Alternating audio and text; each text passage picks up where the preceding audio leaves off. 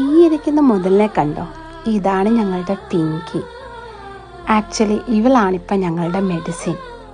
5 മാസം മുമ്പ് ഞങ്ങൾക്ക് പപ്പിയായിട്ട് 8 വീക്സ് ഉള്ളപ്പോൾ ഞങ്ങൾ വാങ്ങിയതാണ് ഇവളെ. ഇപ്പോൾ ഇവളില്ലാത്ത ഒരു നിമിഷം ഞങ്ങൾക്ക് ചിന്തിക്കാൻ കൂടി പറ്റില്ല. ഇവിടെ ഓസ്ട്രേലിയയിൽ ഞങ്ങൾ വീട് പണിയാൻ തുടങ്ങിയിട്ട് 3 വർഷമായി.